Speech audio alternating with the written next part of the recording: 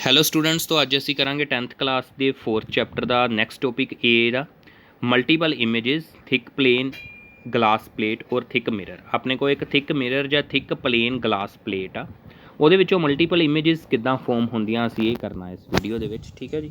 If a pin or candle flame is placed in front of a thick plane glass plate and is viewed obliquely, मतलब ਟੇਢਾ ਦੇਖਦੇ ਉਹਨੂੰ ਅਸੀਂ, number of images are seen. ਫਿਰ ਸਾਨੂੰ ਨਾ ਉਹਦੇ ਵਿੱਚ ਕਈ ਇਮੇजेस ਸੀਨ ਹੁੰਦੇ ਆ ਥਿਕ ਮਿਰਰ ਦੇ ਵਿੱਚ। Out of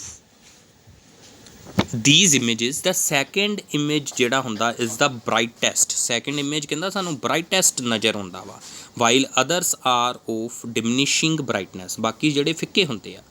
in figure number 4.7 ਦੇ ਵਿੱਚ ਦਿਖਾਇਆ ਗਿਆ the LMNP represents a thick plane mirror of which NP is the silvered surface. N P ਉਹਦੀ ਜਿਹੜੀ ਹੈ ਸਿਲਵਰਡ ਸਰਫੇਸ ਆ, ਮਤਲਬ ਕੋਟਿੰਗ ਕੀਤੀ ਹੋਈ ਆ। An illuminated object A is kept in front of it. A object ਉਹਦੇ ਸਾਹਮਣੇ ਅਸੀਂ ਰੱਖਤੀ ਆ। Consider two rays, one falling normally on the mirror and the other A B falling obliquely on it. When the ray of light AB falls on the surface LM of the mirror, a small part of light nearly 4% is reflected in the direction BP। ਧਿਆਨ ਨਾਲ ਸੁਣੋ ਕੀ ਕਿਹਾ ਉਹਨੇ।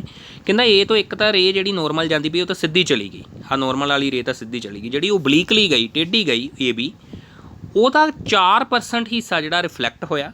ਜਦੋਂ ਵੀ ਇੱਦਾਂ plain surface 'ਤੇ ਟਕਰਾਉਂਦੀ ਨਾ, ਕੁਛ ਰਿਫਰੈਕਸ਼ਨ ਹੁੰਦੀ, ਕੁਛ ਰਿਫਲੈਕਸ਼ਨ ਹੁੰਦੀ ਆ।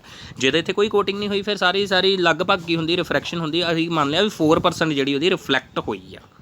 Is ਰਿਫਲੈਕਟਡ in the direction BP, 4% ਹੁੰਦੀ reflect, forming A faint virtual image at A1। ਬਹੁਤ ਹਲਕਾ ਜਿਹਾ ਇਮੇਜ A1 ਬਣਾਇਆ। While A larger part of light, nearly 96% ਜਿਹੜਾ ਉਹਦਾ, ਇਜ਼ ਰਿਫਰੈਕਟਡ ਅਲੋਂਗ BB ਡੈਸ਼। ਉਹ BB ਡੈਸ਼ ਦੇ ਅਲੋਂਗ ਰਿਫਰੈਕਟ ਹੋ ਗਿਆ ਇਨਸਾਈਡ ਦੀ ਗਲਾਸ ਦੇ ਅੰਦਰ ਚਲਾ ਗਿਆ।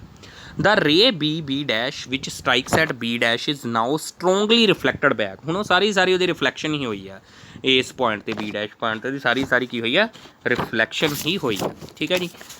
ਸਿਲਵਰਡ ਪਲੇਨ PN 'ਤੇ inside glass at B dash C, B dash C ਦੇ ਅਲੋਂਗ ਗਈ ਉਹ ਮੁੜ ਕੇ ਰੇ। ਠੀਕ ਹੈ ਜੀ। B dash C ਦੇ ਅਲੋਂਗ ਜਦੋਂ ਉਹ ਗਈ ਰੇ, ਦਿਸ ਰੇ ਇਜ਼ ਦੈਨ ਪਾਰਸ਼ਲੀ ਰਿਫਲੈਕਟਡ ਅਲੋਂਗ CQ। ਉਹਦਾ ਕੁਛ ਪੋਰਸ਼ਨ ਜਿਹੜਾ CQ ਜਿਹੜਾ ਵਾ ਉਹ ਬਾਹਰ ਚਲਾ ਗਿਆ, ਰਿਫਰੈਕਟ ਹੋ ਗਿਆ ਇਨੇਅਰ ਐਂਡ ਪਾਰਸ਼ਲੀ ਰਿਫਲੈਕਟਡ ਅਲੋਂਗ CC ਡੈਸ਼। ਅਤੇ ਉਹਦਾ ਕੁਛ ਪੋਰਸ਼ਨ ਅੰਦਰ ਮੁੜਿਆ ਆ।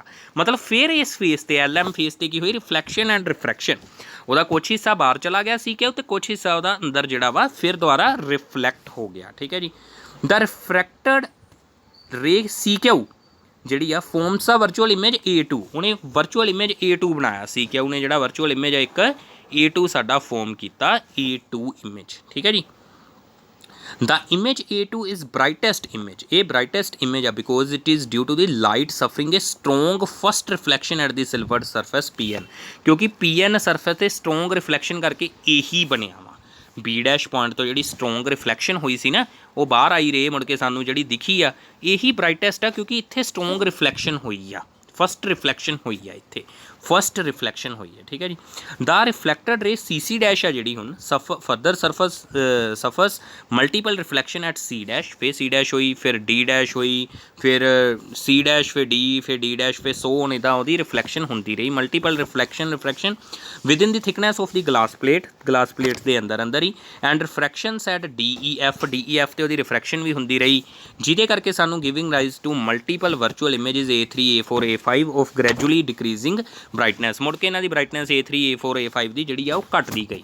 ਇਨ ਫਿਗਰ ਨੰਬਰ 4.7 ਦਾ ਡਰਾਇੰਗ ਦ ਰੇਜ਼ BP ਜਿਹੜੀ ਰੇ ਆ CQ ਜਿਹੜੀ ਰੇਜ਼ ਆ appear to be far separated from each other but they actually enter the eye simultaneously. ਇਕੱਠੀਆਂ ਹੀ ਐਂਟਰ ਕਰਦੀਆਂ ਆਈ ਦੇ ਵਿੱਚ।